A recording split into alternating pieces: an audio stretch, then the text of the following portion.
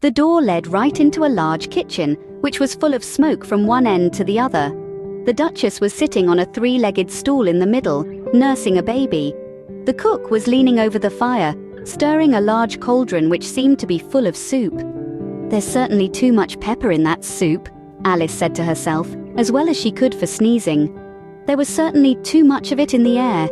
Even the Duchess sneezed occasionally, and as for the baby, it was sneezing and howling alternately without a moment's pause. The only things in the kitchen that did not sneeze were the cook and a large cat which was sitting on the hearth and grinning from ear to ear.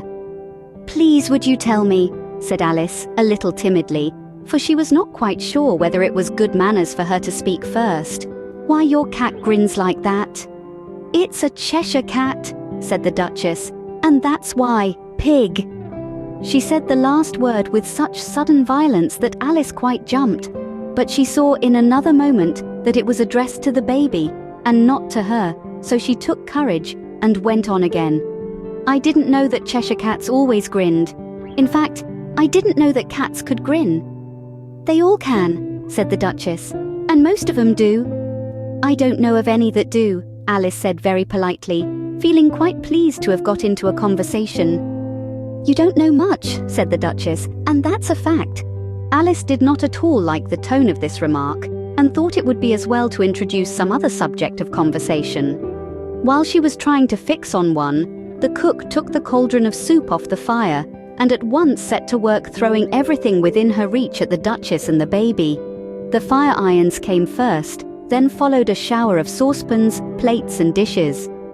The Duchess took no notice of them even when they hit her, and the baby was howling so much already that it was quite impossible to say whether the blows hurt it or not.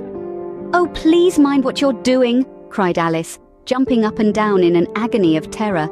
"Oh, there goes his precious nose," as an unusually large saucepan flew close by it, and very nearly carried it off.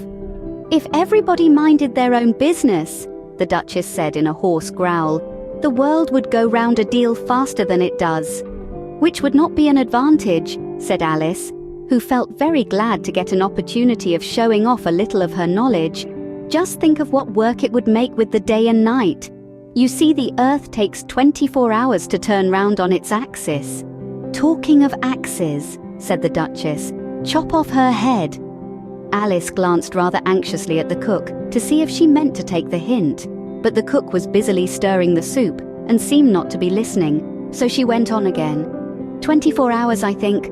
Or is it 12? Oh, don't bother me," said the Duchess. "I never could abide figures."